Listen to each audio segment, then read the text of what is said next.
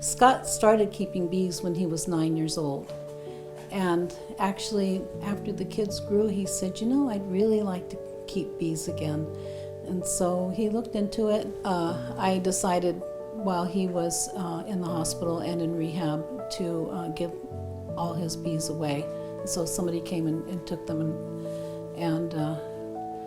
But after a few years, he said, I really miss having the bees. And I did too. We enjoyed looking out in the yard and seeing them and talking about the seasons and what the bees are doing and learning about bees.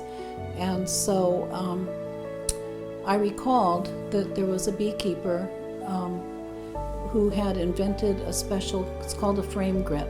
So we got bees again, and he's had them ever since. He's had them for about 10 years now, I would think.